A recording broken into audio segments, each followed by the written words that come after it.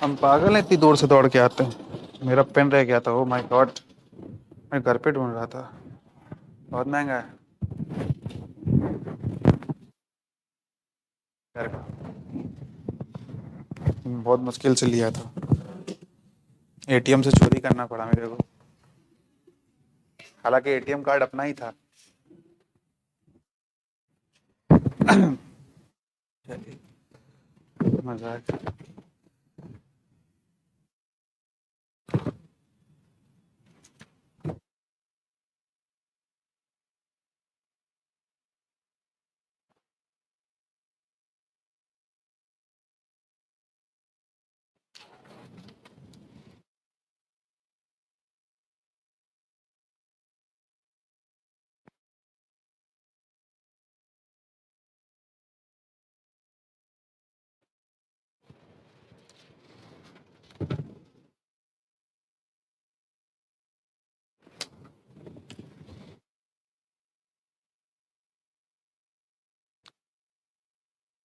यही वो एक एक दिन होता है जो आदमी को कंपटीशन से बाहर, कंपटीशन के अंदर करता है। इतना आपका समझ लीजिए, 2009 में सोच लीजिए आप कहाँ थे, और उस हिसाब से अंदाजा लगा लीजिए कि हमें कितना एक्सपीरियंस होगा। समझ रहे हैं? और फिर भी मैं देखिए, दो दो तीन तीन कॉपी पढ़ता हूँ।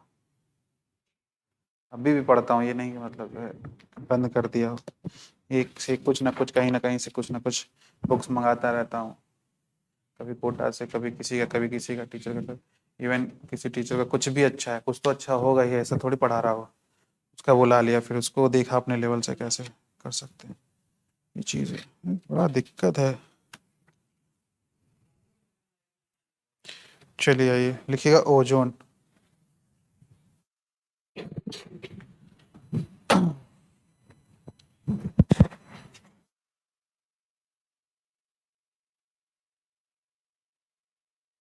ये डॉटेड लाइन कैसे बनती है?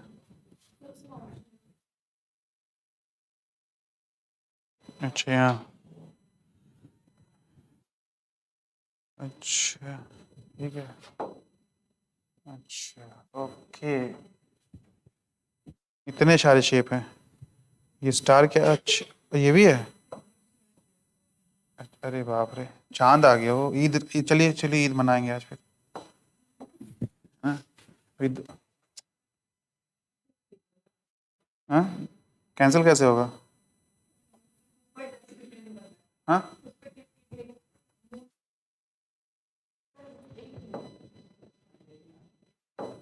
नहीं हो रहा है। अरे हम काम में ख़त्म कर देते। चलिए आइए।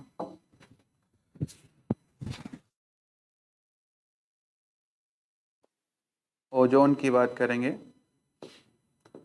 और हालांकि कल हमने ओजोन को लेके बात किया था, गुड ओजोन और बैड ओजोन। यस और नो? लिखिएगा, ओजोन के लिए लिखिएगा। पहले तो तीन फॉर्म लिख लीजिए इसकी। तीन फॉर्म लिख लीजिए। एक तो गैस में ये अलग है, लिक्विड फॉर्म में ये अलग दिखती है, और सॉलिड फॉर्म में ये अलग दिखती है। गैस के लिए लिखिएगा। गैस में ये जो है, पेल ब्लू गैस है ये। ठीक है, pale blue gas. Blue gas थोड़ा सा मतलब ब्लू येलो जैसा दिखेगा। ठीक है, ये चीज़ है। उसके बाद लिक्विड में आइए। डार्क ब्लू लिक्विड है। ठीक है, डार्क ब्लू, ये जैसे dark blue liquid, dark blue liquid. ठीक है, सॉलिड में आइए। सॉलिड में इसका जो कलर है वो है वायलेट ब्लैक सॉलिड। ठीक है, वायलेट ब्लैक सॉलिड। ठीक है, वायलेट ब्लैक सॉलिड। मतलब घड़ी घड़ी अपना रंग बदलता है। ठीक है, नेक्स्ट पॉइंट लिखिएगा।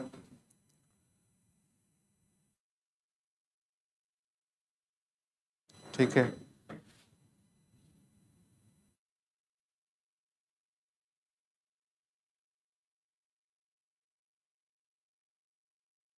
ठीक है। अगर इसकी फॉर्मेशन की बात करिए तो हम 3 O2 ले रहे हैं और ये एक रिवर्सिबल प्रोसेस है।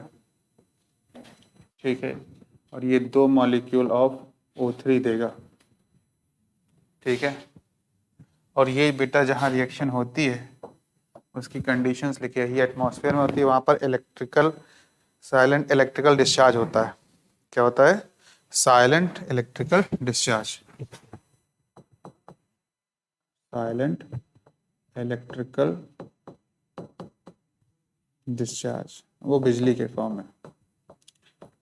दूसरी बात, इसके लिए जो सबसे ज़्यादा इम्पोर्टेंट पॉइंट है मेरे अकॉर्डिंग, जो सवाल पूछा जाएगा वो एक है डेल्टा H, डेल्टा S और डेल्टा G।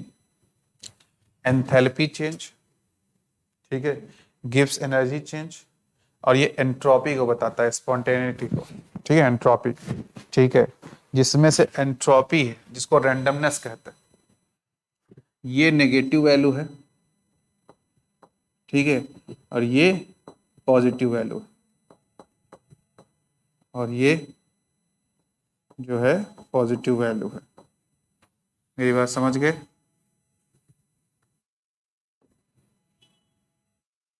ये चीज़ है, ये इंपॉर्टेंट पॉइंट है।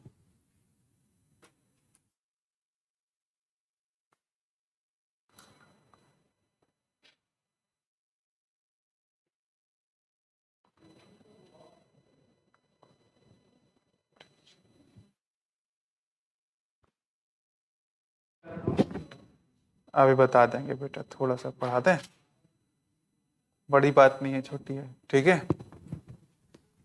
बड़ी बात नहीं है, बता देंगे। कुछ पॉइंट्स हैं वो लिख लीजिए 1 by 1 करके, हालांकि कल पढ़ाए थे।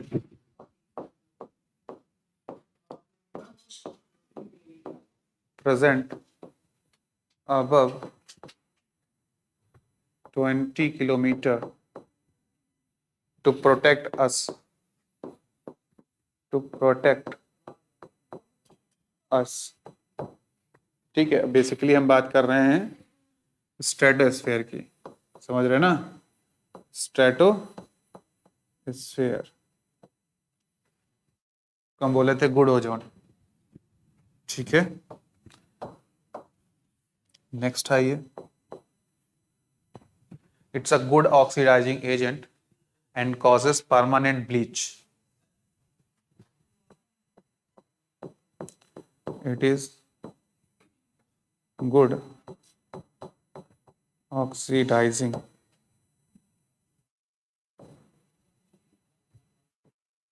agent and causes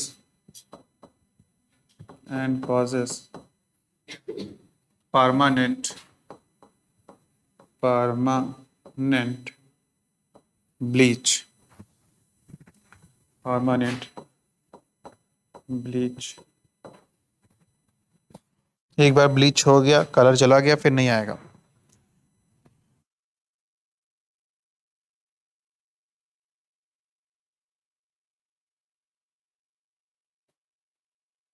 ठीक है, एक और लिखना चाहें तो एक पॉइंट और लिख सकते हैं, पूछा नहीं जाएगा।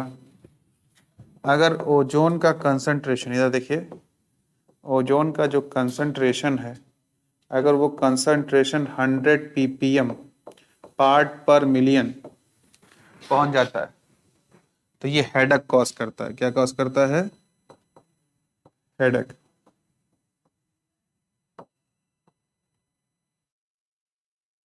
कभी कभी लोग कहते हैं यार उनकी बातों से हेडेक हो गया, है ना? कहते यार उनसे बतियाना मत, थोड़ी देर बतिया लोगे तो हेडेक होने लगता है ना? तो समझ जाइए ऐसे लोग ओजोन कैटेगरी के हैं, और अगर 100 ppm तक पहुंच जाएंगे तो सरदर्द काज कर देंगे, है ना?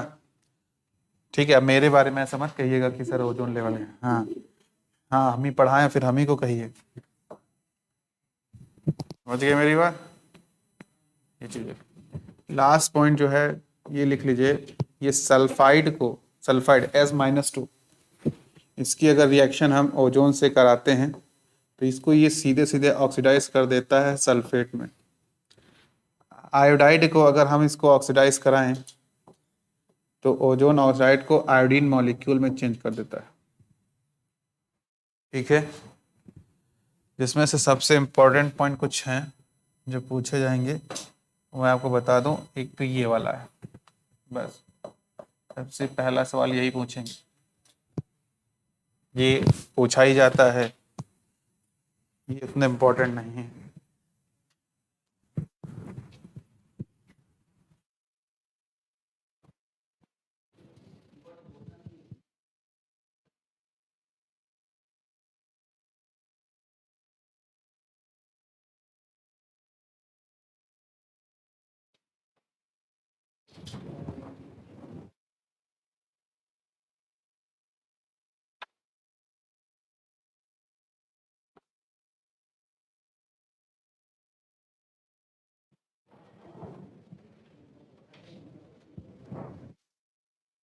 एक लास्ट पॉइंट और लिख लीजिएगा, स्ट्रक्चर की कहिए तो मैं बात करा दूं।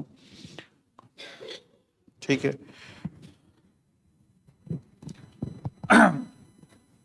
वैसे तो आप इसको O3 लिखते हो, वो ठीक है,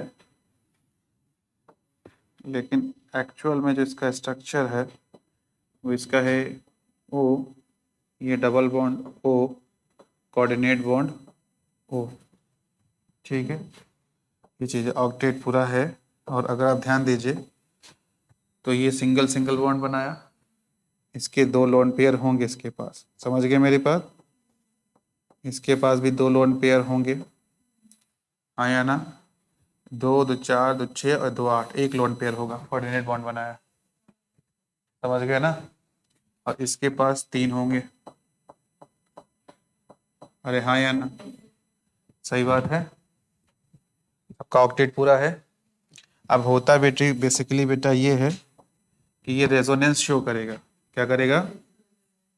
रेजोनेंस शो करेगा, और रेजोनेंस की वजह से जरा ध्यान दीजिएगा, ये बॉन्ड इधर टूटेगा। ठीक है, क्लियर है? हाँ या ना? तो यहाँ क्या आएगा? नेगेटिव आएगा, फिर यहाँ क्या आएगा? पॉजिटिव, फिर ये अपना दे देगा, है ना? फिर ये कोऑर्डिनेट बॉन्ड बना लेगा, समझ गए? एक रहेगा तो फिर वो कोऑर्डिनेट बॉन्ड, तो रेजोनेंस ऐसे चलेगा, जिसके वजह से जो स्ट्रक्चर है आपको ये मिलेगी, ये अब ये कोऑर्डिनेट हो जाएगा और ऑक्सीजन, और ये वाला जो है वो क्या हो जाएगा? डबल बॉन्डेड हो जाएगा। समझ रहे हैं मेरी बात? हाँ या ना? ये चीज़ है। और फिर वही वाली बात, इसके पास 3 लोन पेयर हो जाएंगे, इसके पास 1 रहेगा, इसके पास 2 रहेंगे, 1 2 3। ठीक है, जिसकी वजह से एक फाइनल रेजोनेटिंग स्ट्रक्चर मिलेगा, जरा ध्यान दीजिएगा, वो होगा oxygen single bond oxygen single bond oxygen. समझ रहे हैं ना? हाँ या ना? और उसके बाद ये रेजोनेंस शो होगा, समझ रहे हैं मेरी बात? हाँ या ना? क्लियर हो गया? जिसकी वजह से ये जो 2 बॉन्ड लेंथ है, ये जो बॉन्ड लेंथ है, ये बॉन्ड लेंथ क्या हो जाएंगी? बराबर। बॉन्ड लेंथ क्या हो जाएंगी? इक्वल। हाँ या ना? समझ रहे हैं ना? डन? हाँ या ना? एक चीज़ और, ये तो स्ट्रक्चर को लेके बात हुआ, ठीक है। अब एक चीज़ और समझनी है, लास्ट पॉइंट है, ये स्ट्रक्चर को लेके हो गया, ठीक है। लास्ट पॉइंट ये है कि जो सुपरसोनिक जेट होते हैं, सुपरसोनिक जेट, तो जेट प्लेन कह लीजिए सीधे सीधे, तो जेट प्लेन जो हैं वो क्या करते हैं? वो इमिट करते हैं, वो इमिट करते हैं एक गैस, और ऐसे लिख लीजिए, सुपरसोनिक प्लेन यानी जेट प्लेन इमिट्स इमिट्स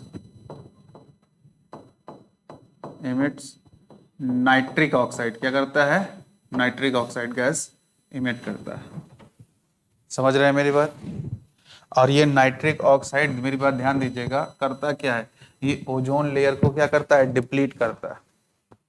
हालांकि ओजोन लेयर को भी CFC क्लोरोफ्लोरोकार्बन भी डिप्लीट करता है। ठीक है, 1 molecule of chlorine can reduce 1 lakh molecule of ozone.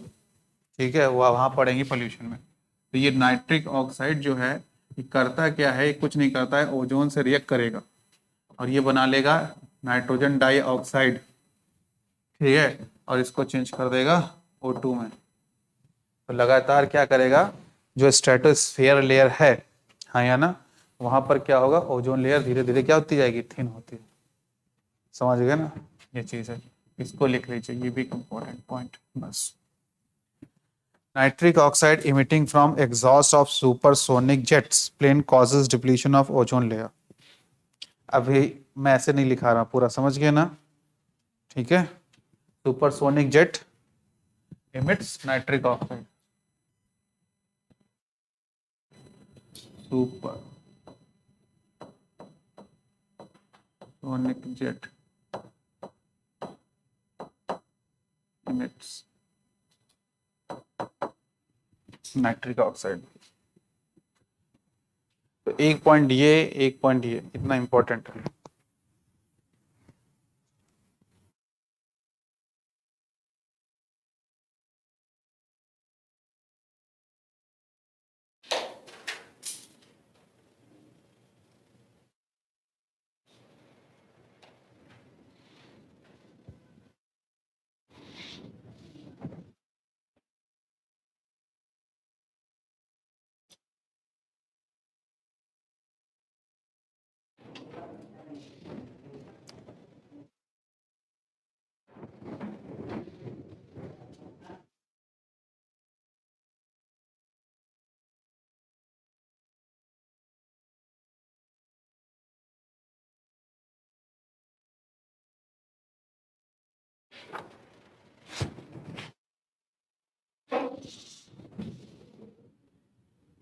Done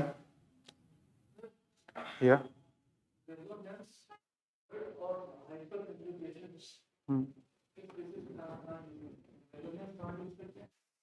resonance वहाँ जो करते हैं जहाँ कॉन्जुगेट सिस्टम बन सके। कॉन्जुगेट सिस्टम का मतलब होता है कि एक स्पीसीज लोन पेयर दे सके, दूसरे एक्सेप्ट कर सके। ये तब बनता है जब डबल बॉन्ड के साथ साथ प्लस चार्ज हो, डबल बॉन्ड के साथ साथ पॉजिटिव चार्ज हो, डबल बॉन्ड के साथ लोन पेयर हो, मतलब कॉन्जुगेटेड सिस्टम में। जैसे मान लीजिए ये डबल बॉन्ड है, carbon carbon carbon carbon carbon के बीच में, और ये एक वाई है। ठीक है, इस वाई पे या तो पॉजिटिव चार्ज हो तो बॉन्ड ऐसे तोड़ेंगे, डबल बॉन्ड बन जाएगा, या नेगेटिव चार्ज हो तो ये बॉन्ड इधर तोड़ेंगे, ये बॉन्ड बन जाएगा, यहाँ नेगेटिव आ जाएगा, या यहाँ पर लोन पेयर हो तो इधर तोड़ेंगे, ये लोन पेयर अपना दे देगा, या फ्री रेडिकल वाला केस हो। ये ऐसे सिस्टम को बोलते हैं कॉन्जुगेटेड सिस्टम, यानी इना मीना डी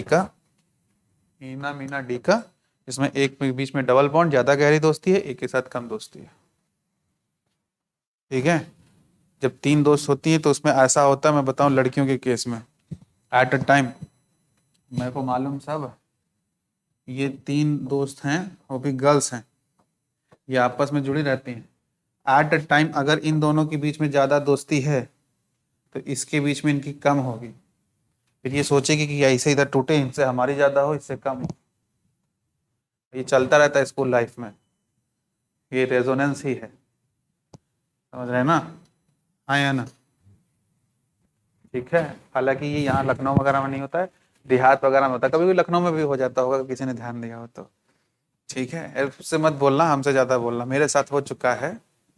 मेरे 2 दोस्त थे, एक दोनों पंडित थे, और उनका आपस में नहीं निपट रहा, वो हमको बीच से अलग के रहे, तुम इधर बैठो, वो कह रहे तुम इधर बैठो।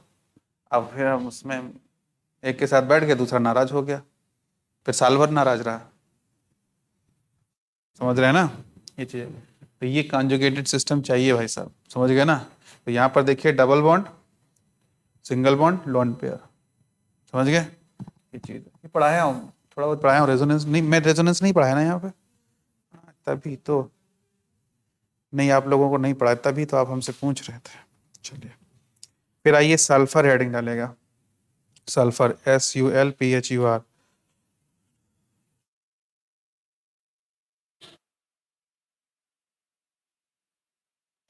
और आगे बढ़ते हैं, और सल्फर के लिए बात करें, देखिए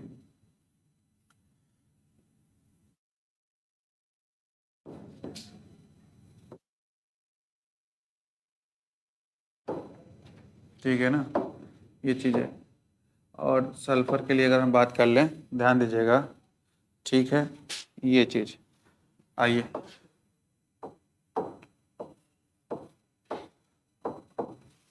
लिखिएगा सल्फर के लिए पहली बात तो समझिए, अभी मैं सिर्फ सल्फर की बात कर रहा हूँ, ठीक है। सल्फर दो तरह की है, ठीक है। सल्फर जो है, जैसे ये सल्फर है, और इस सल्फर को अगर हम हीट कर रहे हैं तो ये दूसरे सल्फर में चेंज होगा, ठीक है। ये भी सल्फर है, अभी बता रहे कौन सी है, ये है अल्फा, ठीक है, और ये है बीटा। क्या है? बीटा। इसको बोलते हैं, ये होती है येलो रोम्बिक। क्या होती है? Yellow rhombic. हाँ या ना? समझ गए? और ये होगी आपकी मोनोक्लिनिक, मोनोक्लिनिक। समझ गए मेरी बात? हाँ या ना? और इसको हम हीट करेंगे, temperature should be greater than 369 kelvin. समझ रहे हैं ना? हाँ या ना? अगर हम अल्फा सल्फर को, ठीक है, या किसी भी सल्फर को, और ये S8 के फॉर्म में रहेगा, मेरी बात समझिएगा, ये अल्फा बीटा सल्फर, समझ गए मेरी बात?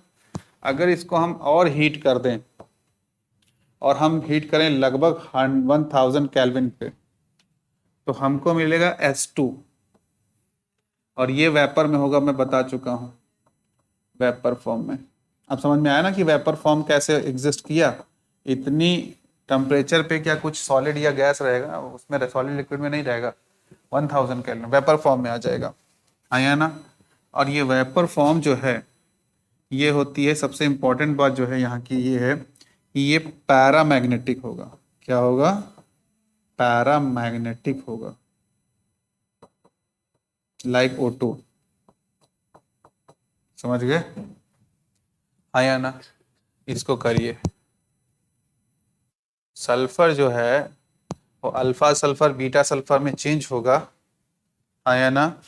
अल्फा सल्फर जो है वो क्या है? येलो है, और बीटा क्या है? मोनोक्लिनिक। कभी कभी ये भी पूछा जाता है कि ट्रांजिशन टेम्परेचर क्या है?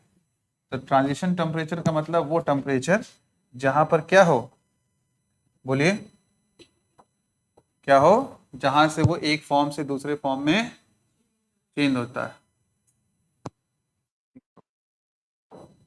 ये ठीक है, एक फॉर्म से दूसरे फॉर्म में क्या होता हो?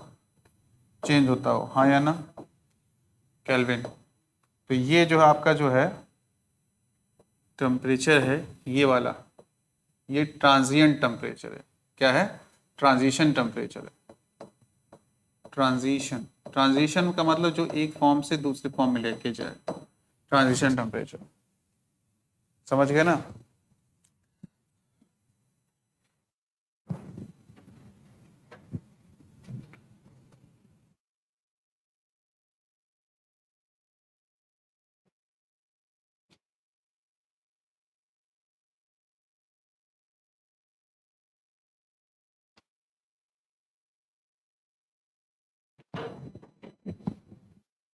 डन।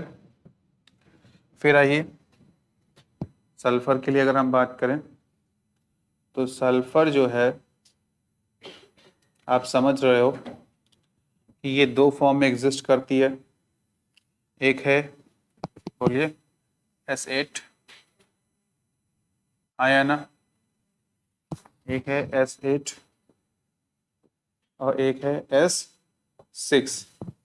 S8 जो है वो क्राउन शेप्ड है। क्या है?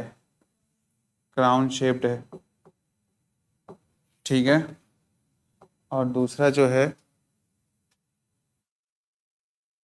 क्राउन शेप्ड है।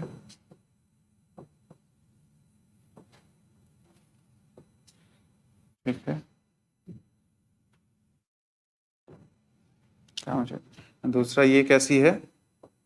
चेयर शेप्ड, पढ़ा है ना? This is a chair shaped. S8 जो है वो क्राउन शेप्ड होता है, S6 जो है वो चेयर शेप्ड होता है ना? अब क्राउन मैंने कल बताया था कैसे बनाएंगे। आप सीधा जो है W बनाइए, आया ना? हाँ, और इसके जो एजेस हैं वो आप मिटा दीजिए, हाँ या ना? समझ रहे हैं ना मेरी बात? और बीच बीच में सल्फर पुट कर दीजिए।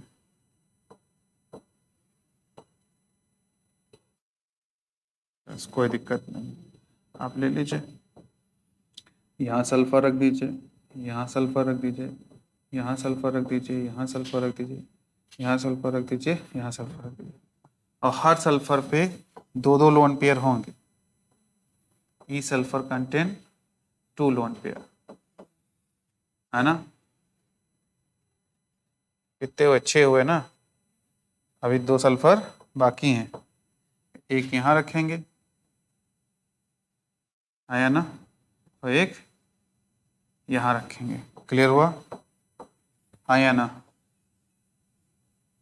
अब हो गए डन। तो ये हो गया, तो 8 सल्फर है, हर पे 2 लोन पेयर है, तो कितना लोन पेयर हो गया? 16। ठीक है, तो लोन पेयर का नंबर यहाँ पर कितना हो गया? 16। ठीक है, बॉन्ड कितने हैं? 1 2 3 4 5 6 7 8, है ना? तो बॉन्ड पेयर कितने हैं? 8। सल्फर मॉलिक्यूल कितने हैं? सल्फर के एटम कितने हैं? 8। ठीक है, ये रेशियो पूछ सकते हैं। In case of S8 what will be the ratio between bond pair and lone pair? 1:2। समझ गया ना? तो ratio between bond pair and lone pair, ये 8 16 या 1 2 ऐसे होगा। ठीक है,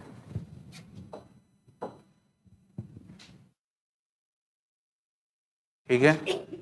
S6 जो है, आइए वो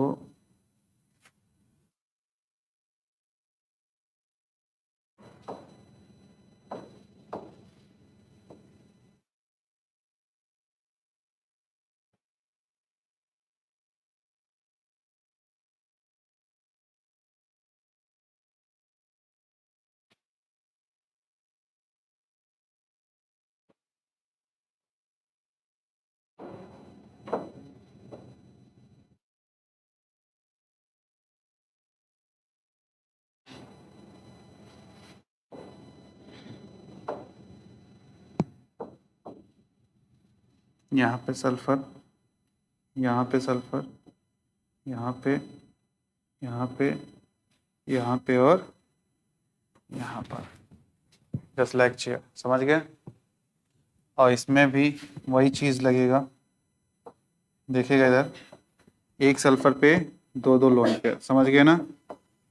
तो सल्फर के आइटम कितने हैं? 6। तो लोन पेयर कितना हो जाएगा? 12। बॉन्ड पेयर कितना हो जाएगा? 6। तो रेशियो बॉन्ड पेयर और लोन पेयर में 1:2, दैट इज 6:12। समझ गए? कर लीजिए बेटा, this is all about for sulphur. इसके बाद है SO2।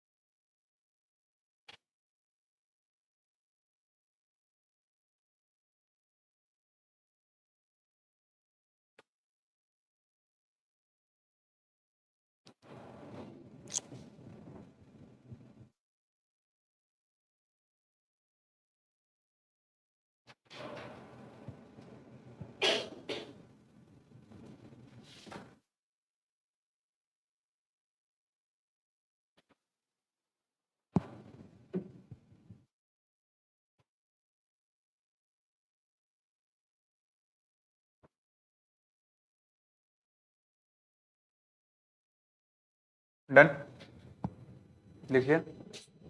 इसके बाद आइए, हेडिंग डालेगा सल्फर डाइऑक्साइड।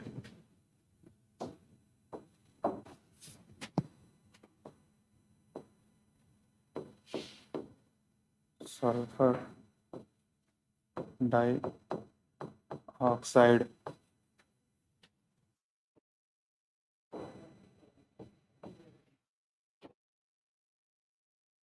SO2।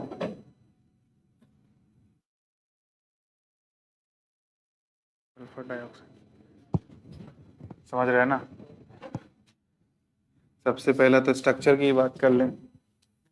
ये है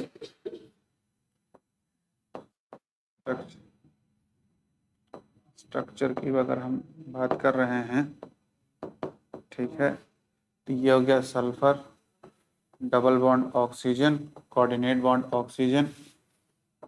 और इस पे अगर हम बात करें तो इसके पास एक लोन पेयर, इसके पास 3 लोन पेयर आयन, और इसके पास 2 लोन पेयर। ये एकदम वैसे ही जैसे ओजोन है, बस बीच में हमने सल्फर रख दिया है। इसका हाइब्रिडाइजेशन बेटा, लक्ष्मी बेटा जो है वो sp2 है। स्ट्रक्चर है एंगुलर बेंट। क्या है? एंगुलर बेंट, झुका हुआ है एंगल पे। लिख लीजिए, एंगुलर बेंट है ये। बेंट है, एंगुलर शेप कह लीजिए, बेंट कह लीजिए, बेंट कह लीजिए, एंगुलर बेंट कह लीजिए। हमने दोनों एक साथ लिख दिए हैं। कभी कभी एंगुलर लिख के आता है, कभी कभी बेंट लिख के आता है, मैंने दोनों लिख दिए, एंगुलर बेंट। ठीक है, ये चीज़ है। इसके बाद सर लैब में मेथड ऑफ प्रिपरेशन की बात करें, तो मेथड ऑफ प्रिपरेशन की बात करें इसकी, तो मेथड ऑफ प्रिपरेशन में ज़रा ध्यान दीजिएगा। पहली तो हम लैब में पढ़ रहे हैं, पहली जो है इन लैब, ठीक है, इन लैब, ठीक है। और इन लैब की अगर हम बात कर रहे हैं, ठीक है, समझे, तो सल्फर जो है वो ऑक्सीजन से रिएक्ट करेगी, ठीक है, और ऑक्सीजन से रिएक्ट करेगी और वो बनाएगी SO2 प्लस SO3, और SO3 का यहाँ परसेंट होगा 6 to 8%। बायोलॉजी में जाइएगा, एक चैप्टर है ब्लड एंड सर्कुलेशन करके, उसमें इधर देखिएगा, हैशटैग मोनोसाइट,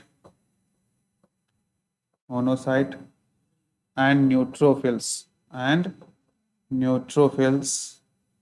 इन दोनों का कम्युलेटिव 6 to 8% पैगोसिटिक नेचर होता है, पैगोसिटिक नेचर होता है।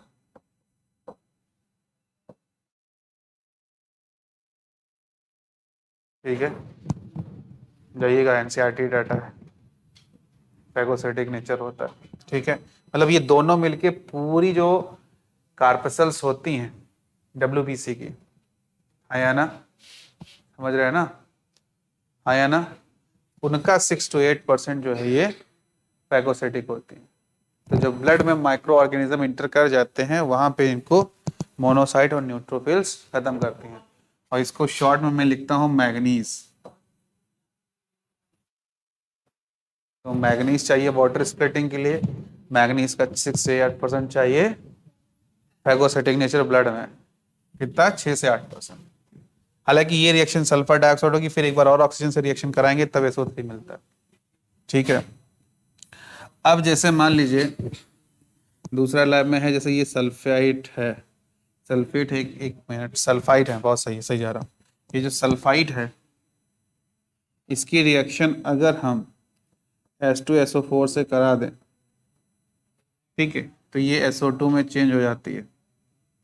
ये लैब मेथड है, ठीक है, प्लस वाटर भी निकलेगा, समझ रहे हैं ना, ये चीज़ है, वाटर भी निकलेगा। ये तो इन लैब मेथड हुआ। ठीक है। इंडस्ट्रियल लेवल पे बात करें, इंडस्ट्रियल लेवल पे बात करें तो फेरस सल्फाइड, समझ रहे हैं ना, आया ना। इंडस्ट्री लेवल पे दूसरा है इंडस्ट्री, तो वहाँ पे जब हम FeS2 लेते हैं, आया ना, इसकी रिएक्शन जब हम ऑक्सीजन से कराते हैं तो ये हमको देता है SO2 प्लस Fe2O3, Fe2O3।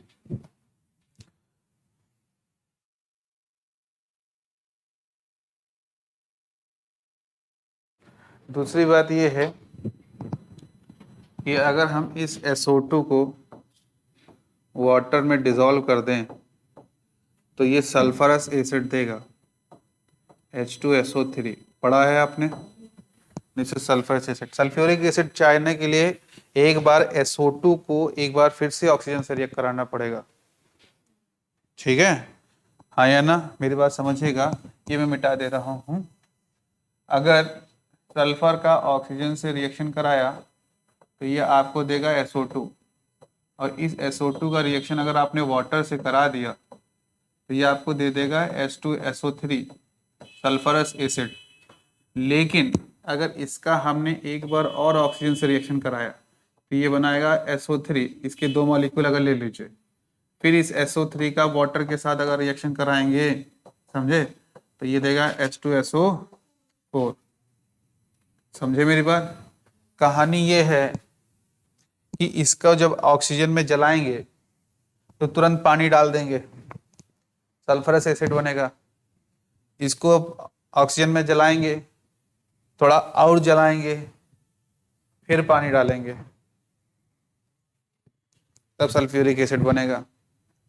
तो जलाया तुरंत पानी डाल दिया तो कम वीक एसिड, मतलब वीक एसिड बनेगा, और थोड़ा ज़्यादा जला के डाले तो स्ट्रॉन्ग एसिड है ना।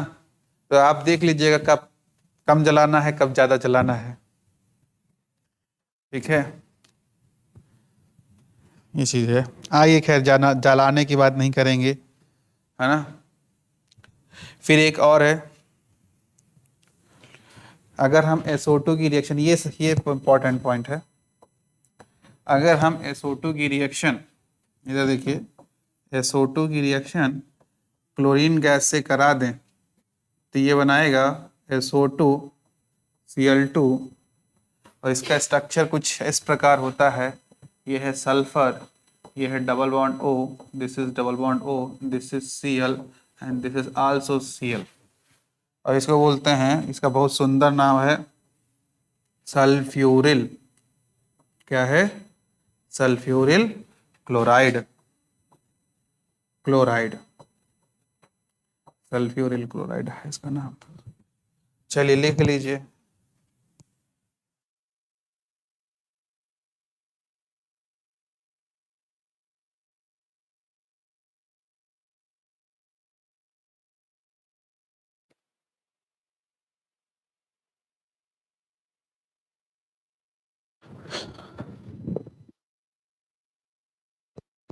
फोटो के लिए और अगर लिखने का मन है तो थोड़ा सा और लिख लीजिए। पहली बात तो ये कलरलेस है, कोई कलर नहीं होगा इसका, कलरलेस। दूसरी बात, पंजेंट स्मेल होती है, पंजेंट स्मेल। तीसरा, वाटर सॉल्युबल है, अभी आपने देखा, पानी में घुल जाती है और सल्फरस एसिड बनाती है। समझ गए मेरी बात?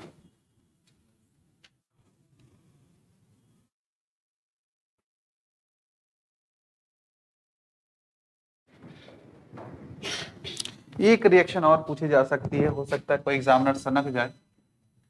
ये KMnO4 माइनस यानी पोटेशियम पर मैग्नेट, MnO4 माइनस, ये वायलेट कलर का होता है। वायलेट शायद इसी को कहते हैं जिस कलर से मैंने लिखा है। थोड़ा सा बैंगनी रंग का ही होता है। इसकी अगर हम SO2 से रिएक्शन करा दें, SO2 थोड़ा सा रिड्यूसिंग नेचर का है। क्या है? रिड्यूसिंग। यहाँ पे इसकी ऑक्सीडेशन स्टेट +7 होगी, इसको फटाक से जो है Mn+2 में कन्वर्ट कर देगा। ये यहाँ से यहाँ हो रहा है रिडक्शन। क्या हो रहा है? रिडक्शन। अगर इसका रिडक्शन हो रहा है तो इसका क्या हो रहा होगा? ऑक्सीडेशन।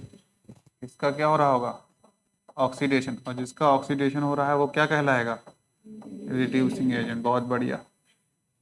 तो इसको वायलेट से कलरलेस कर देता है, कलरलेस। और मैं तुमको एक बात बताऊं बेटा, घर वाले कहते हैं ना, जैसी संगत करोगे वैसे हो जाओगे, अच्छों की संगत करो। तुम लोग नहीं सुनते हो। ससुरा अपना भी कलरलेस था, इससे मिला बढ़िया कलरफुल था, इसको भी कलरलेस कर दिया। संगत का इससे बड़ा एग्जाम्पल मैं नहीं दे सकता केमिस्ट्री में। समझ रहे हैं? इनके साथ भालू घूम रहा था, अब नहीं घूम रहा है ना? या ये समझ लीजिए भालू इनके साथ घूम रहा था, पहले वो करिया था। मैं काला नहीं बोलूंगा, ठीक है? कल को घर में जाके बोलेंगी सर जी हमको काला बोल रहे थे।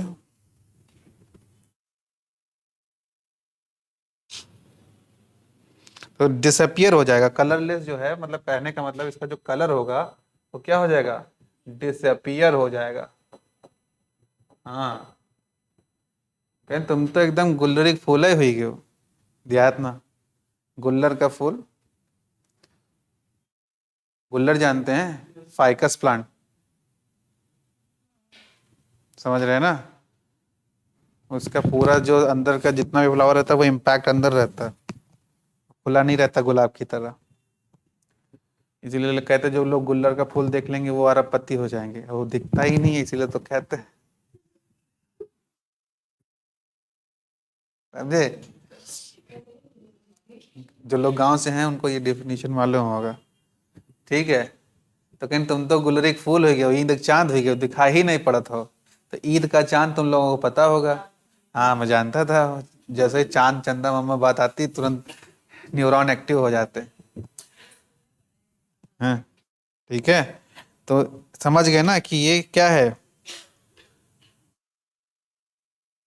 मॉइस्ट SO2 लिख लीजिए। चलिए मैं लिखा ही देता हूँ, अब एक सेंटेंस लिखा देता हूँ। अभी मैंने ओजोन के लिए कहा था परमानेंट ब्लीच का काम करता है, ठीक है? अब ये कई दिनों से सेंटेंस पूरा ढूंढ रही, मैंने कहा चलो लिखा देते, इनकी आत्मा तृप्त हो जाए। लिख लीजिएगा। Moist SO2 act as reducing agent and causes, देखो लैटिन भाषा लिखने लगे हम। एंड causes temporary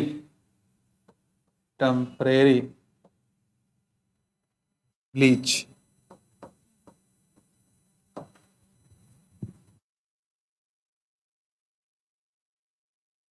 देखिए टेम्परेरी और परमानेंट का मेरे पास एक बहुत बढ़िया एग्जांपल है। एक गाना है, पहले तो कभी कभी गम था, अब तो हर पल ही याद सताती है। आप सुनिएगा, यूट्यूब पर डालेगा। पहले तो कभी कभी गम था, अब तो हर पल ही तेरी याद सताती है। ये लीचड़ वाले गाना है, आशिकी वाले टेम्पो वाले हैं। हाँ, उनके गाना की कैटेगरी अलग रहती है, उनकी प्लेलिस्ट अलग रहती है बेचारों की, है ना? तो पहले तो कभी कभी गम था, ये टेम्परेरी ब्लीच है ना? आई चली गई, कलर आया चला गया, ठीक है? अब तो हर पल ही याद सताती है, मतलब परमानेंट ब्लीच है ना? तो पहले तो कभी कभी गम था, यानी कि SO2 की बात हो रही है। अब तो हर पल ही तेरी याद सताती है, इसका मतलब ओजोन की बात हो रही है। दोनों याद रहा, है ना? थोड़ा सा गाना भी गुनगुनाइए, अपना काम भी चलाते रहिए, है ना? घर वाले पूछे तो बोल दीजिए केमिस्ट्री याद कर रहे हैं। डन। तो this is all about for the SO2, है ना? बोलिए। हाँ,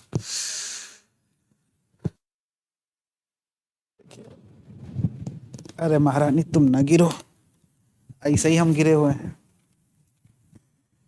चलिए नेक्स्ट हेडिंग डालेगा सल्फ्यूरिक एसिड। लिख लिया ये?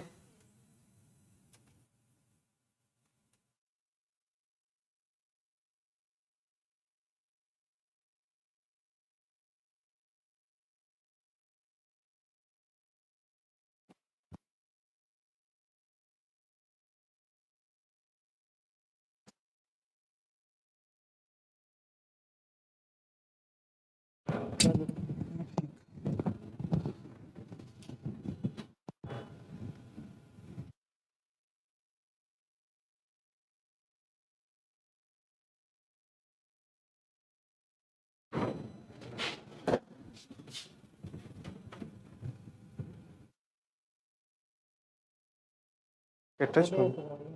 टच हो गया था क्या? नहीं टच नहीं, इंटरनेट कनेक्शन अच्छा से रिकॉर्डिंग हो रहा टच। चलिए आइए, कॉपी वॉपी पे गाना लिख लिया करिए, जो भी गाना सुनाया लिख लिया करिए। याद हो गया? हाँ, अच्छे से याद करें। घर वाले देखे हैं तुम्हारे हैं। सही कह रहे हो बेटा, हमारी गलती नहीं है बेटा, हम क्या करें, याद कराना ही पड़ता है। सल्फ्यूरिक एसिड क्या है? Sulphuric acid. और चलिए इसके बारे में थोड़ा सा बात करें। पहला पॉइंट लिखिएगा,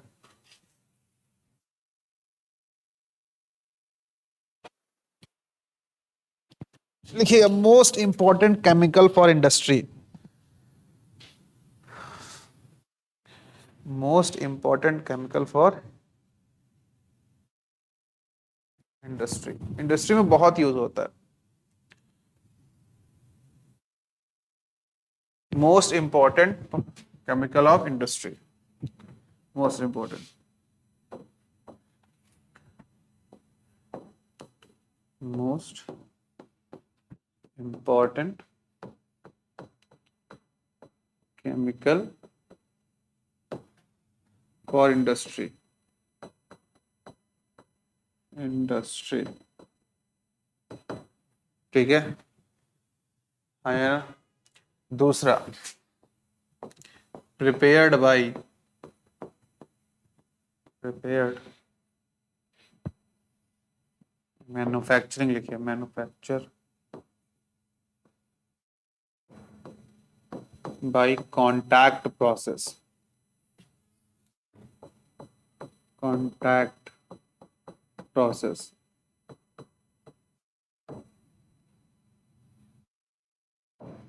कॉन्टैक्ट प्रोसेस लिख लीजिए। जो प्रोसेस पूछा जाता है सल्फ्यूरिक एसिड का, वो कौन सा प्रोसेस है जिसके थ्रू हम बनाते हैं? कॉन्टैक्ट प्रोसेस, कॉन्टैक्ट प्रोसेस लिखिएगा। कैसा है समझाता हूँ, देखिए बस करते क्या है, इधर देखिए, ये सल्फर है, इसकी रिएक्शन ऑक्सीजन से कराएंगे। सबसे पहले बनेगा SO2, क्या बनेगा? SO2।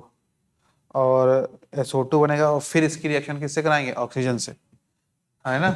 तो कहने का मतलब है हम सल्फर डाइऑक्साइड लेंगे, उसके दो मॉलिक्यूल, उसकी रिएक्शन कराएंगे ऑक्सीजन से in the presence of vanadium pentoxide V2O5।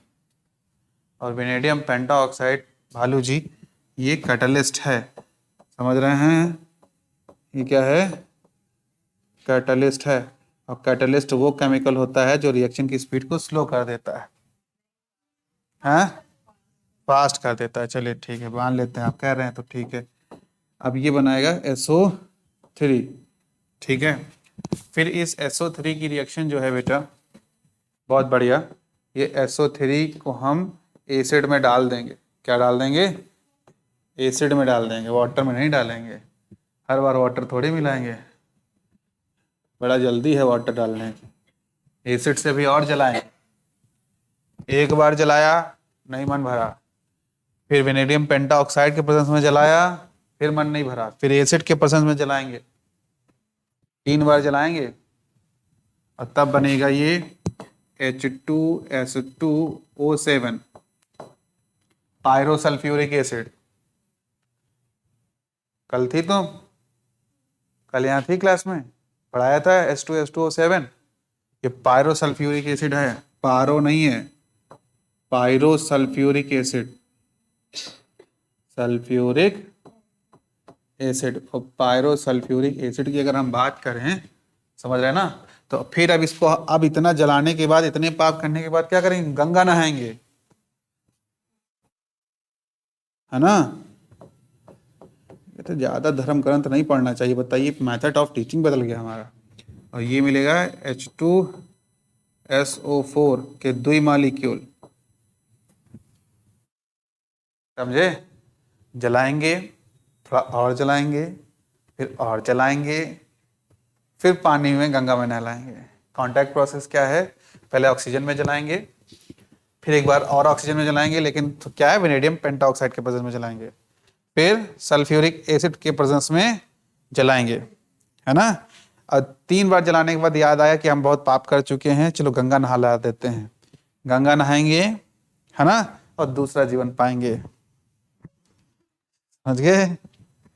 This is a contact process, just chill. Clear हो गया, है ना।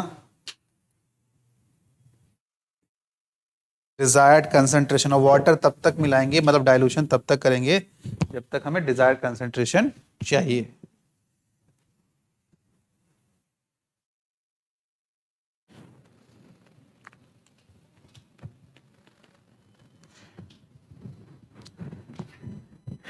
चलिए थोड़े से फीचर की बात कर लिया जाए।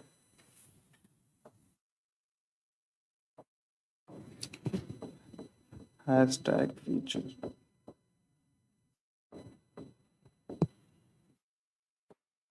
फीचर की अगर हम बात करें तो सबसे पहली बात जो है, ये कलरलेस है।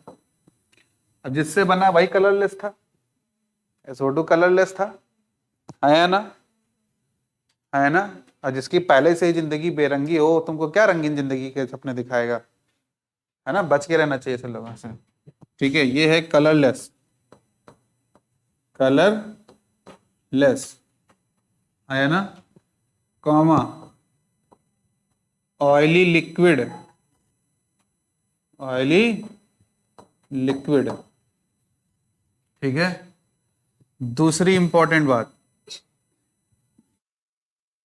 ठीक है, आया ना। दूसरी इंपॉर्टेंट बात क्या है? दूसरी इंपॉर्टेंट ये बात है कि ये स्ट्रॉन्ग ऑक्सीडाइजिंग एजेंट है, स्ट्रॉन्ग ऑक्सीडाइजिंग एजेंट, समझ गए। तीसरी बात जो है वो ये है कि ये स्ट्रॉन्ग डिहाइड्रेटिंग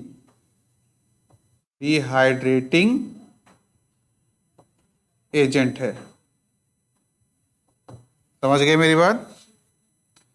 इसके बाद लेस वोलाटाइल है, लेस वोलाटाइल है, मतलब रख देंगे तो वेपराइज नहीं होगा, लेस वोलाटाइल है, आया ना। द लास्ट वन फीचर लिखिए, इतने लिखिए, लेस वोलाटाइल है, डिहाइड्रेटिंग है, ऑक्सीडाइजिंग एजेंट है, और स्ट्रॉन्ग एसिडिक है, नाइट्रिक एसिड से ज्यादा स्ट्रॉन्ग एसिडिक, स्ट्रॉन्ग एसिडिक।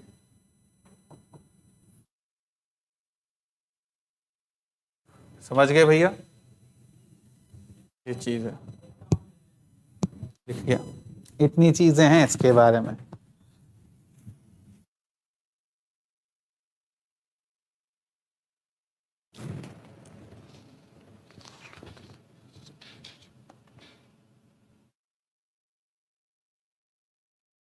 लिखिएगा, ड्यू टू लो वोलेटिलिटी या volatile nature, it is can use for manufacturing of more volatile acid, volatile acid.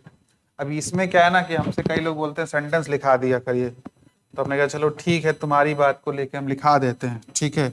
इधर देखिए, ये वाला है, तो इस वाले पे हम लिखा रहे हैं, इस वाले पे हम लिखा रहे हैं इसको लेके, और ये है because it is low volatile या लेस वोलाटाइल, लो नहीं लिखे, लेस वोलाटाइल, है ना, less volatile in nature,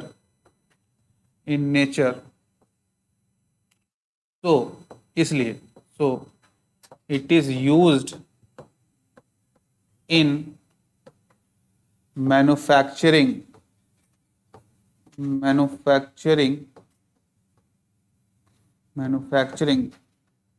more volatile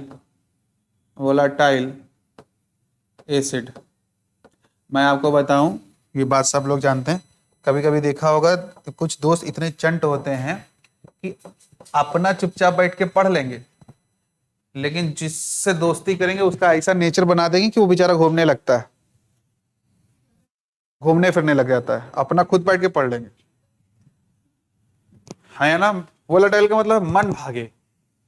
three idiot movie देखिए, चतुर यही करता था, वो लेस वोलेटाइल था, वो सबको मोर वोलेटाइल बना देता था। रेस जीतने के दो ही तरीके, या तो तुम तेज भाग जाओ या तो कुछ ऐसा कर दो कि दूसरे भाग ना पाए। हम तो कहते दोनों काम करो,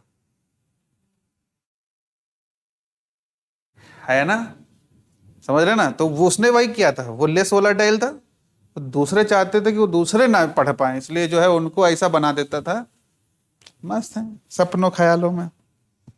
ठीक है, एग्जाम्पल के तौर पे रिएक्शन बोल तो दिया सेंटेंस, अब अपनी आदत भी तो सुधारेंगे ना सब। जैसे ये है H2SO4 और इस H2SO4 की रिएक्शन हम कराएंगे किससे, इस किसी भी मेटल हैलाइड से, किससे, मेटल हैलाइड से, आया ना। तो जैसे मान लीजिए हमने ये ले लिया MX ले लिया, क्या ले लिया, MX, तो ये बन जाएगा MHSO4 प्लस HX, और ये HX क्या होगा, ज्यादा वोलाटाइल होगा। ये HX क्या होगा, बोलिए, ज्यादा वोलाटाइल होगा। और यहाँ पर X फ्लोरीन, क्लोरीन और NO2 कुछ भी हो सकता है, मेटल तो मेटल लेगा जैसे सोडियम। तो यहाँ पर जैसे हम H के फॉर्म में हम क्लोरीन ले लें, NO2 ले लें। तो जैसे मान लीजिए सोडियम क्लोराइड ले लिया, तो सोडियम बाइसल्फेट और HCl वोलाटाइल होता है। HCl की वोलाटाइल नेचर H2SO4 से ज्यादा होती है, HF की ज्यादा होगी, हालांकि HF में हाइड्रोजन बॉन्डिंग होगी HCl की कंपैरिजन में। आया ना, अरे बोलिए, आया ना। तो ये चीज है।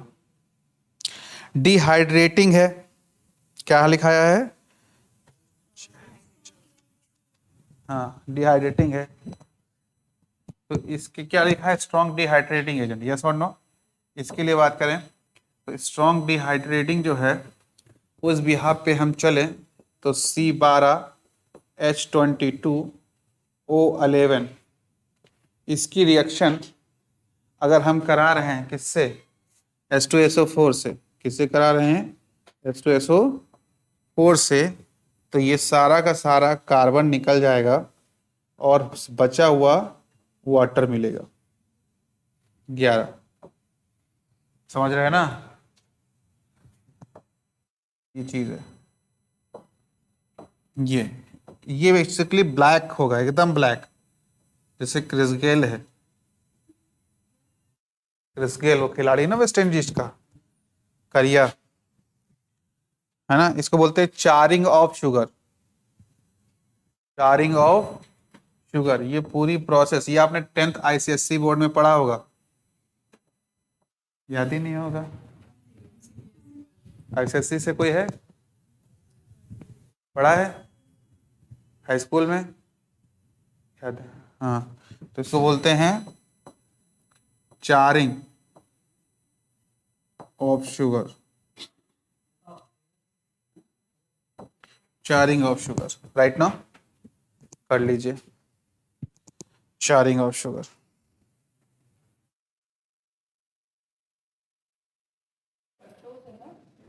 हाँ, ग्लूकोज फ्रक्टोज तो 6 कार्बन की शुगर है, देख रहे हो?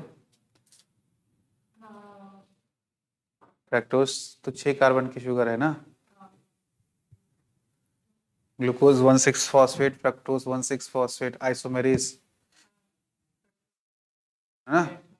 ग्लूको आइसोमेरेज एंजाइम लेते हैं, फिर फ्रक्टोज एटीपी के प्रेजेंस में फ्रक्टोज 1,6 डाइफॉस्फेट है ना, काइनेज फॉस्फोफ्रक्टोकाइनेज एंजाइम लेते हैं क्या। आप बताइए।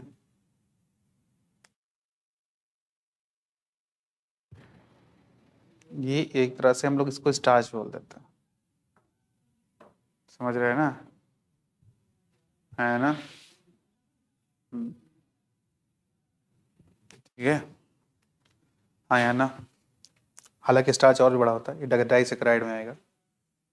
ठीक है, माल्टोज वगैरह है ना, उस तरीके से। कार्बोहाइड्रेट स्टार्च एक ही बात है। हाँ, स्टार्च हम नॉर्मल बोलचाल की भाषा में बोलते हैं, कार्बोहाइड्रेट एक्चुअली है। कार्बोहाइड्रेट एक ऐसा ऑर्गेनिक कंपाउंड जो कि बना है कार्बन के हाइड्रेशन से। यहाँ देखिए मैंने पानी निकाल दिया तो कार्बन बचा ना, इसको उल्टा करा दीजिए। कार्बोहाइड्रेट, कार्बो का मतलब कार्बन, कहते हैं ना कार्बोरेटर में धुआं जम गया। कार्बोरेटर का नाम ही कार्बोरेटर इसलिए पड़ा क्योंकि उसमें कार्बन जमता है, समझ गए।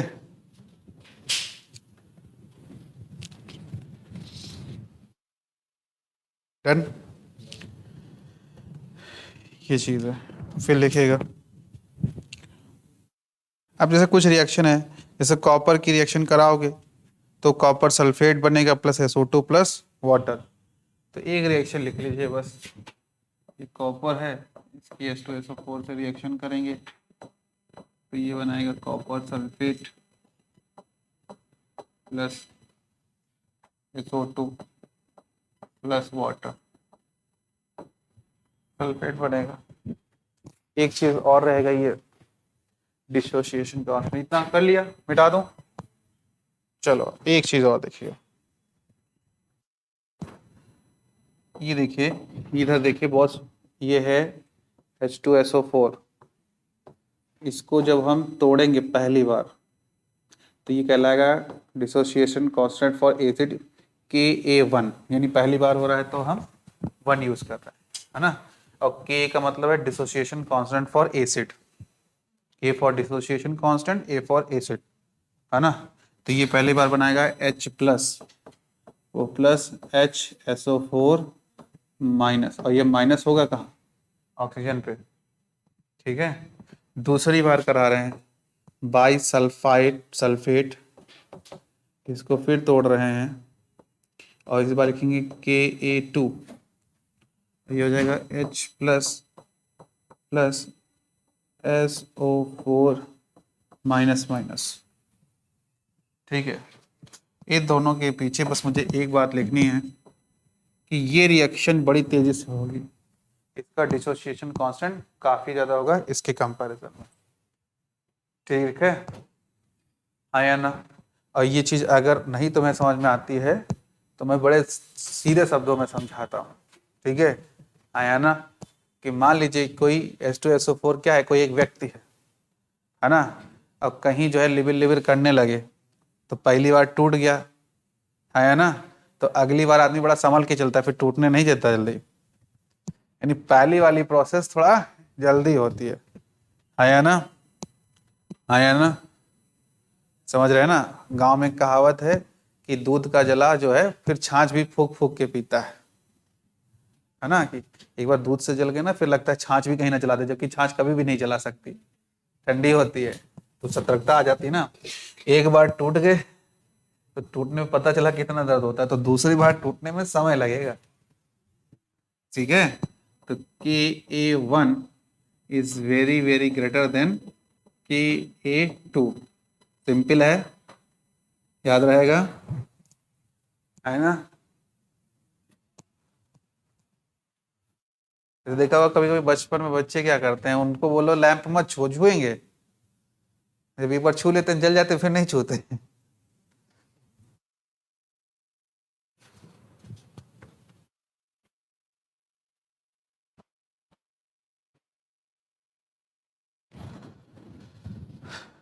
फिर हेडिंग डालेगा सम इम्पोर्टेंट पॉइंट।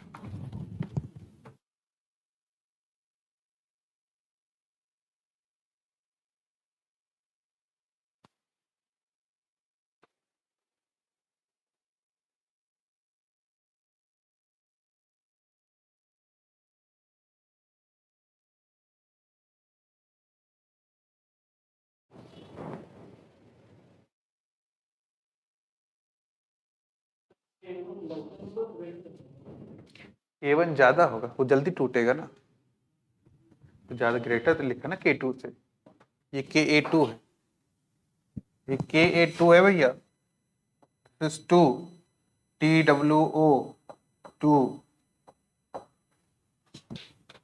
2 का मतलब 2, जैसे आप और हम। सही है। चलिए हेडिंग डालेगा सम इम्पोर्टेंट पॉइंट। बहुत इत्मीनान से पढ़ाया हूँ, समझ में आया है पक्का? हाँ, अनशन पे नहीं बैठ जाने का, कि नहीं अच्छा पढ़ा रहे अनशन में बैठ गए। आइए, अनशन मतलब हड़ताल, हड़ताल पे आइए। सब इम्पोर्टेंट पॉइंट में एक है, देखिएगा, hashtag bond dissociation energy, bond dissociation energy. और बेटा इसमें अगर ध्यान दीजिए तो मैं आपको बताऊं, सल्फर सल्फर के बॉन्ड को तोड़ने में एनर्जी ज्यादा लगेगा as compare to oxygen oxygen, and then selenium selenium, sulphur sulphur oxygen oxygen selenium selenium. अब इनके हजम नहीं हो रहा है, कह रही ऑक्सीजन का बॉन्ड लेंथ कम होता है, इसका ज्यादा होता है, इसका और ज्यादा होता है, तो इसको आगे होना चाहिए था, है ना? सही बात है, इनका चेहरा देख के हम तुरंत समझ गए, समझ रहे हैं? और ये कहते हैं सेंटेंस नहीं लिखाते। ये देखिए, ये यहां होना चाहिए था, यहां नहीं हुआ, क्यों? वाई, ठीक है, वाई। तो उसका आंसर है ड्यू टू लोन, ना बेटा, लोन पेयर रिपल्शन।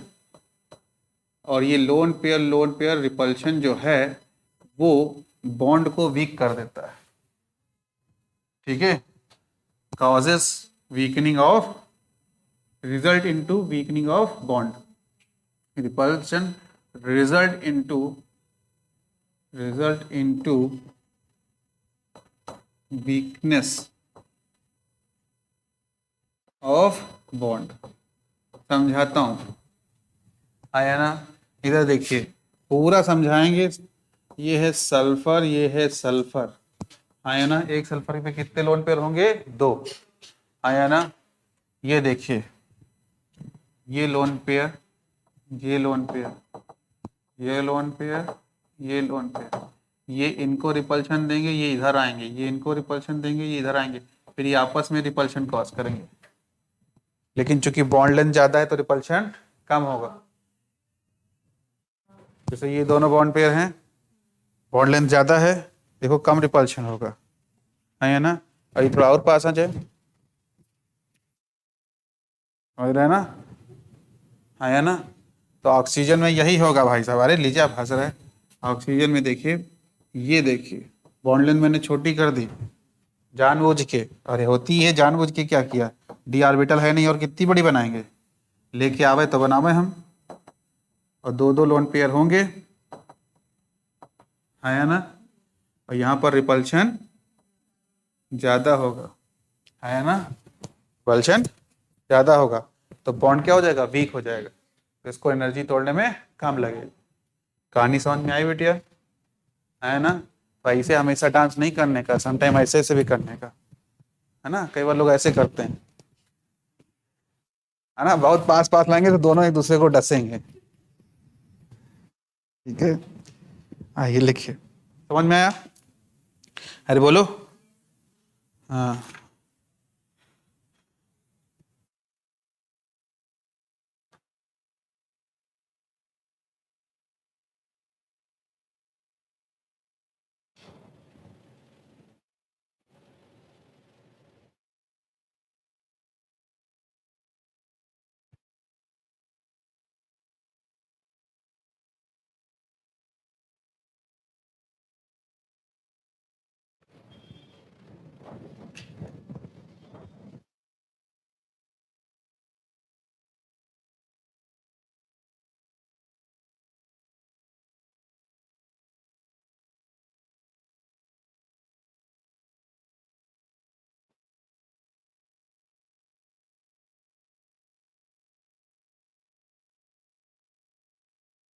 लिखिएगा नोट पॉइंट में, oxidising property of H2SO4।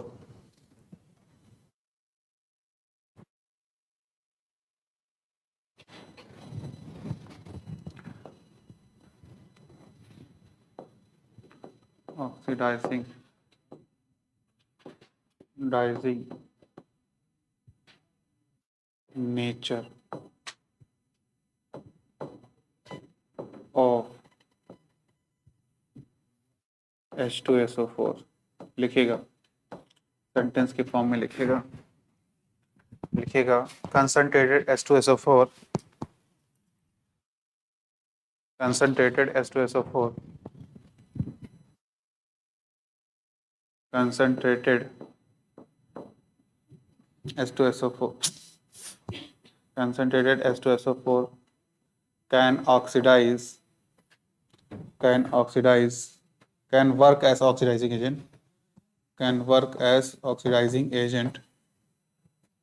and self-reduce into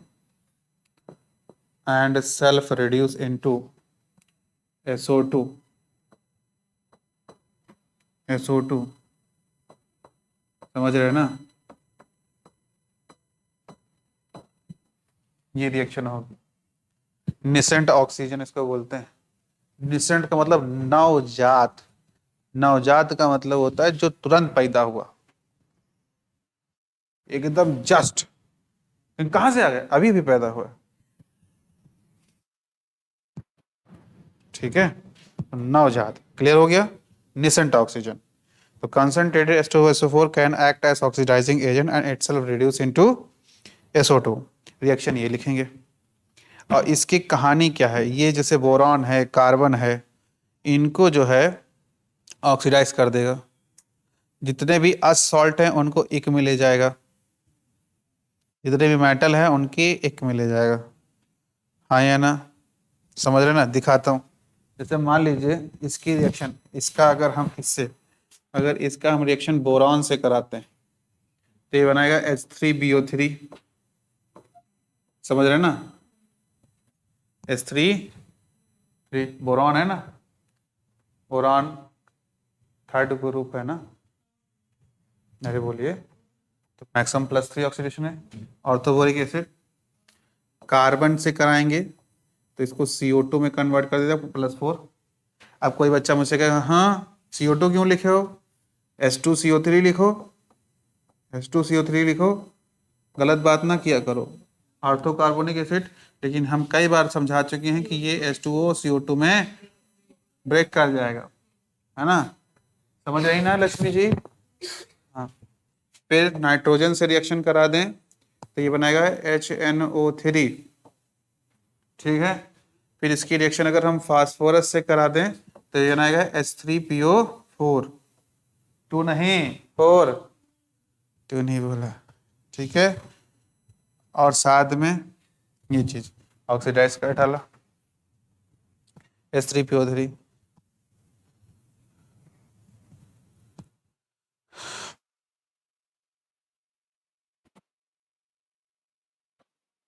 oxidising agent है। एक चीज और, ये क्लोराइड को Cl2 में कन्वर्ट कर नहीं Cl2 में नहीं कन्वर्ट करेगा बल्कि HCl में करेगा। बस यही एक समस्या है इसके साथ। लेकिन ये ब्रोमाइड को ब्रोमीन में कन्वर्ट कर देगा। किस में कन्वर्ट कर देगा? ब्रोमीन में कन्वर्ट कर देगा। आयोडाइड को भी आयोडीन में कन्वर्ट कर देगा। समझ गए? इतना काम कर देगा भाई साहब।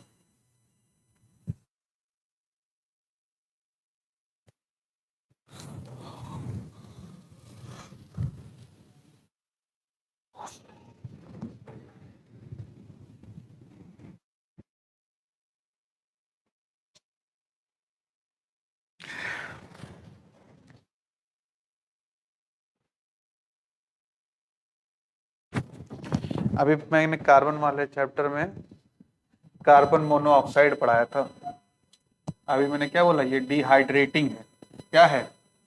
डिहाइड्रेटिंग है। चलो पीछे थोड़ा चलिएगा और आइएगा। ये देखिए डिहाइड्रेटिंग पढ़ाया था यहाँ, आया ना। मेरा इतने से मन नहीं भर रहा, ठीक है। इधर देखिए जरा, डिहाइड्रेटिंग देखिए, ये है COOO, COOO, this is carboxylic acid. बोलो शायरा जी, दिस इज ऑक्जेलिक एसिड। हाँ, तो ये H2SO4 ले लेंगे, अरे बोलो, है ना, कंसनट्रेटेड लेंगे, तो वाटर निकालेंगे। सबसे पहले वाटर निकाला आंख से छलका, फिर CO और फिर CO2। ये रिएक्शन में पढ़ा चुका हूँ, आया ना, अरे बोलिए, आया ना।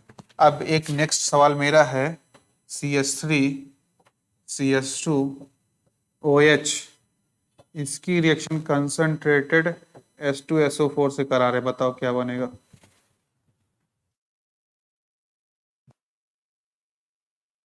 और एक रिएक्शन ये फॉर्मिक एसिड का, इसकी भी रिएक्शन कंसंट्रेटेड H2SO4 से करा रहे हैं। अगर आंसर सही नहीं आया तो सोच लीजिएगा, हैं? सही बोल रहे, बोलो, एथीन। हाँ, डरने का नहीं, वाटर निकालो, यहाँ से OH जाएगा, यहाँ से H जाएगा, है ना। अल्फा कार्बन से ही तो हाइड्रोजन जाएगा ना, ये बनाएगा CH2 डबल बॉन्ड CH2, ठीक है, समझ रहे हैं पीछे। एक OH यहाँ से जाएगा और हाइड्रोजन यहाँ से जाएगा, ठीक है। और यहाँ से H2O निकाल दो तो क्या बचेगा, CO। ये सब पढ़ा चुका हूँ रिएक्शन, ठीक है। इसीलिए मैंने क्या कहा था, ऑर्गेनिक में अगर आप इनऑर्गेनिक पढ़ के आए तो कुछ पढ़ने को बहुत कुछ बचता नहीं है। तुमको लगा ये ऑर्गेनिक की रिएक्शन है, डिहाइड्रेशन वगैरह।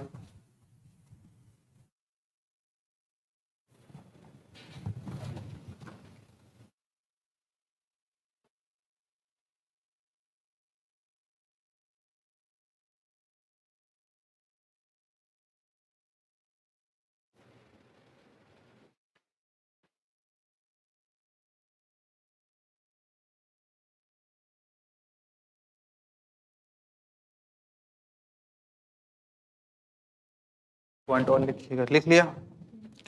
अब मेरी बात समझिएगा, लिखिएगा, H2SO4 के लिए ही लिखा रहा हूँ, ठीक है। अब ध्यान दीजिएगा, होता ये है कि इलेक्ट्रोकेमिकल सीरीज जरा समझ लीजिए। इलेक्ट्रोकेमिकल सीरीज में हाईली एक्टिव मेटल, फिर हाइड्रोजन, फिर less active metal. High active metal हम, और लेस एक्टिव मेटल लम, ठीक है, हम लम। अगर हम की रिएक्शन कंसंट्रेटेड H2SO4 से आप करा रहे हो बेटा, तो कुछ नहीं याद रखिए, सीधा सीधा लिखिए मेटल सल्फेट प्लस साथ में हाइड्रोजन गैस निकलेगी, बस बात खत्म, आया ना। लम से कराओगे कंसंट्रेटेड H2SO4, ठीक है, तो ये देगा मेटल सल्फेट, अभी भी देगा, ऐसा नहीं है, प्लस साथ में SO2 देगा। तो वहां पर हाइड्रोजन गैस निकलती है, यहाँ पर SO2 निकलती है, और साथ में, है ना। और जो लोग नीचे पाए जाते हैं उन्हीं के जीवन में आंसू होते हैं, ऊपर वालों की तो मौज ही मौज, हवा में उड़ रहे हैं, समझ गए, कहा समझे, हमलम समझे। मैं लिखाऊं, when highly reactive metal which is present in electrochemical series above the hydrogen can react with the concentrated H2SO4 can give metal sulfate and hydrogen gas, and those are which are present below the hydrogen can react with the concentrated H2SO4 can form metal sulfate plus SO2 plus water। लिखाऊं, चलिए ठीक है, मैं तुमको बदल दूंगा पूरी तरीके से, बदल चुकी है।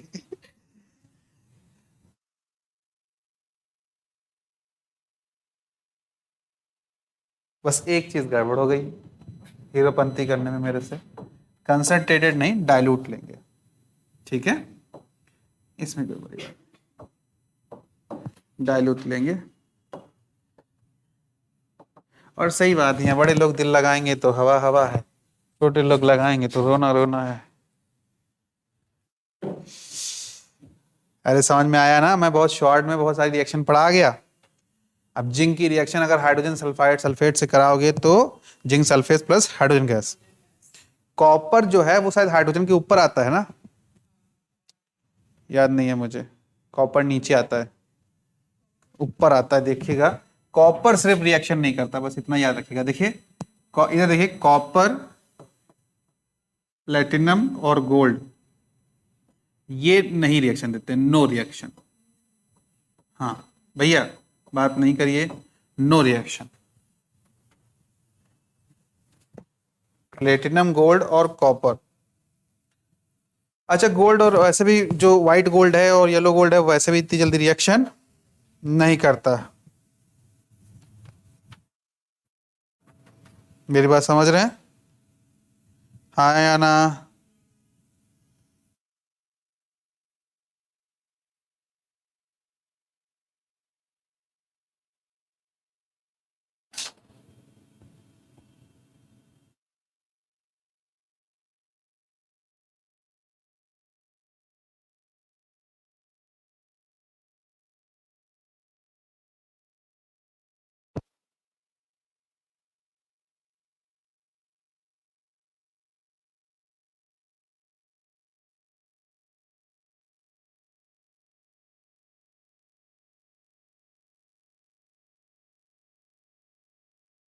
एक लिख लीजिएगा, टेलिंग ऑफ मरकरी।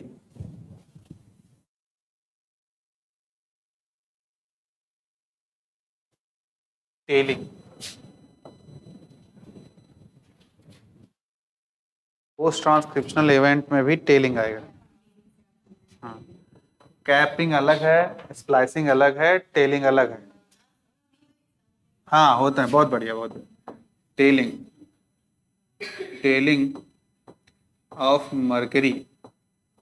अच्छा, तुम लोग हमको बोलते होगे ये बढ़िया है, हमसे पूछते हैं जब हम नहीं बता पाते हैं तो खूब हमको टुकुर टुकुर टुकुर टुकुर टोकते रहते हैं, देखते रहते हैं। और जैसे हम लोग को जवाब देते हैं, हाँ हाँ, ठीक ठीक ठीक ठीक, ओके ओके, जानते जानते हैं। ऐसा तो नहीं है किसी का कॉन्सेप्ट मेरे बारे में? लिखिएगा, लिखिएगा, it destroy.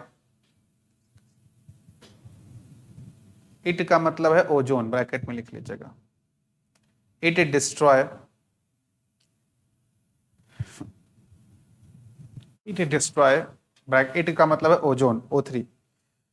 मिनस्कस nature of mercury, meniscus, meniscus, MINIS फिर CUS, meniscus nature of mercury due to the formation of, it destroy the meniscus nature of mercury due to the formation of Hg2O,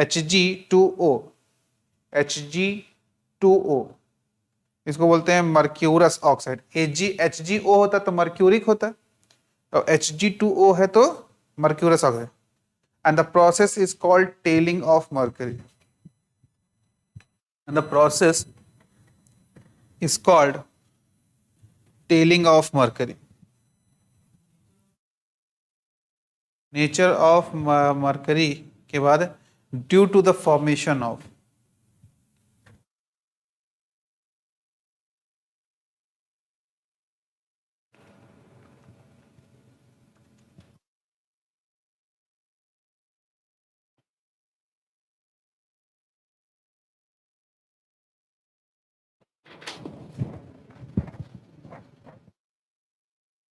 ठीक है,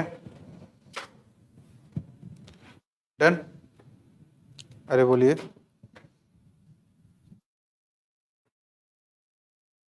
H,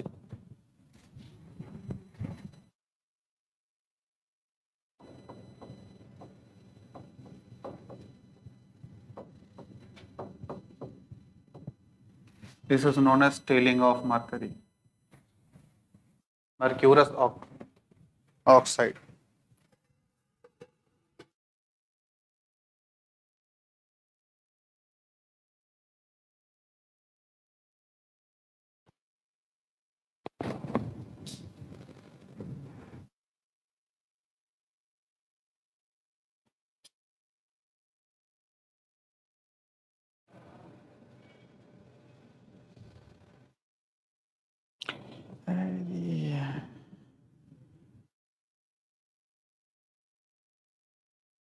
ठीक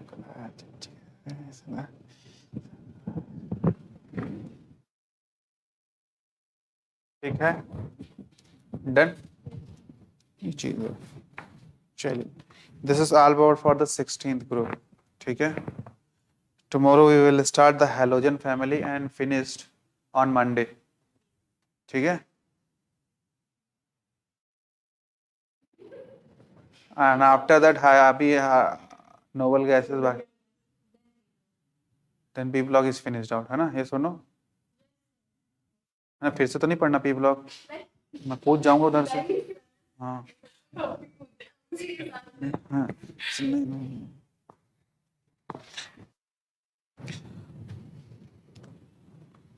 चलो।